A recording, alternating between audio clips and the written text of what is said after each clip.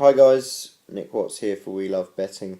I've moved away from the Christmas tree this week, which could be a little bit of a gamble in itself, quite frankly, after it brought me a bit of luck last week, a second 2 out of 3, and a tidy piece of profit last weekend after Norwich got that win against Wigan, and of course Stoke and Everton drew for a tasty little, I think it was 23-10 shot, so nice chunk of profit.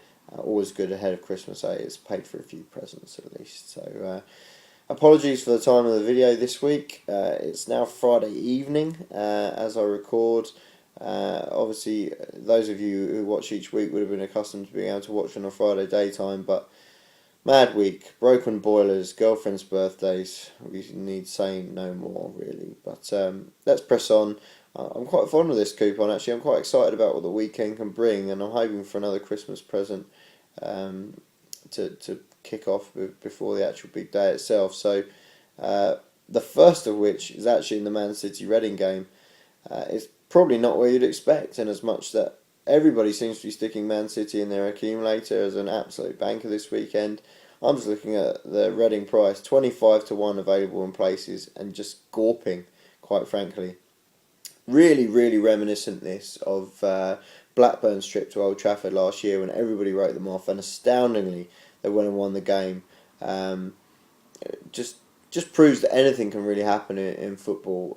Football just isn't as simple as, okay, this team is a lot better than this team. This team just lost 5-2. This team's been on a decent run of form and therefore is going to win by X number of goals. It just doesn't work like that. And when you see a price up 25-1, for me, you've got to find a way to be with it one way or another. Whether that's a trade, looking at backing Reading and hoping that they can hold out for a little while, or even take the lead, and then trade out, or find another way, which I think I might have done here. First things first, let's make it clear: Reading are well capable of scoring in this game. They have scored in 11 of their 17 games. They've scored 10 goals against the other 5 teams in the top 6. So they've averaged 2 goals a game against the big guns, and it's often because they're conceding so many as well. They are a bit gung ho. They showed that against Arsenal, but they're well capable of getting on the score sheet, and that means they're capable of keeping the margin of defeat within a reasonable amount. That's crucial here because 4-5 is on offer for Reading plus 3 goals. I seem to remember the same price being on offer for Blackburn in that infamous game last season, and I snapped it up then. And I'm snapping it up again here because Reading have lost 10 games this year, but only 2 of them were by those 3 clear goals. They were the last 2 games, I'll give you that. But then you look at Man City, they've won 10 games, and only 2 of those were by 3 clear goals. So Reading plus 3 at 4-5. It's a bet, people. It's a bet. Moving on then to the second one. It's another 3 o'clock kickoff, and it's a familiar one in many ways. West Brom against Norwich here. And once again, the bookies kind of ignoring the form book, ignoring the fact that the Norwich have been superb in recent weeks. Absolutely superb. They're completely defying the odds here when you think they're 16-5 you can get for them to win this game. Really odd set of prices on that basis. Looking at this, they're second in the form table, won 4, drawn 2, lost 0. Only Manchester United have been better than over that last 6 period. And that's astounding when you think of where they were at back in sort of August, September time. Looked like relegation fodder. So massive credit to Chris Hughton there for the job that he's done. West Brom, obviously, Steve Clarke had a lot of praise this year. But, lost their way a bit recently. Winless in 4, no goal in 3 now. 12th over the last 6 in terms of form themselves. The 1-2 was prior to this 4-game winless streak, drawn 1 and lost 3. So, just don't really have a massive amount of faith to be backing them at around even money.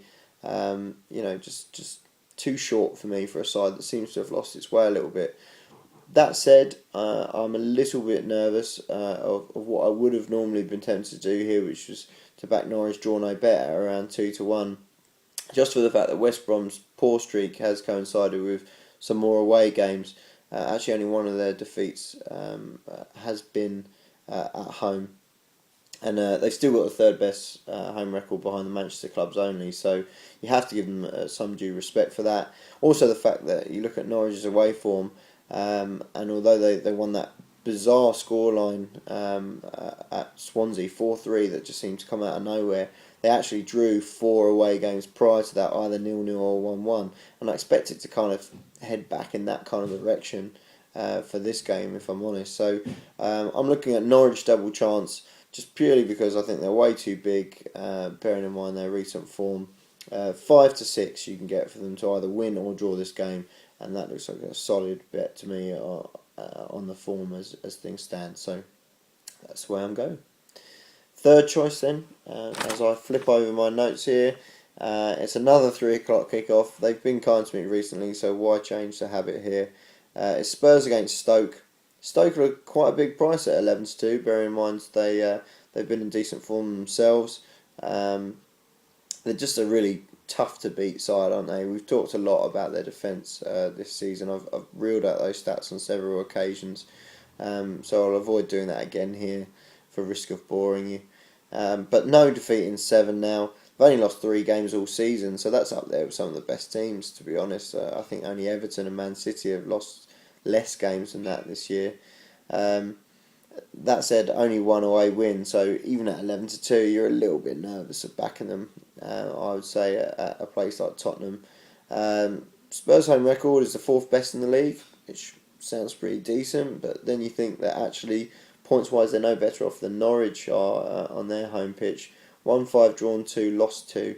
So it's a solid, if unspectacular record for Spurs here. They're certainly not unbeatable at home so far.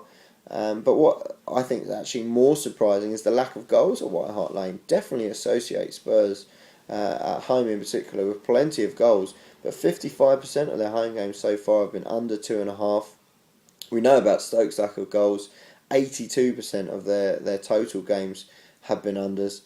6 of their 7-game unbeaten streak have been under 2.5 goals.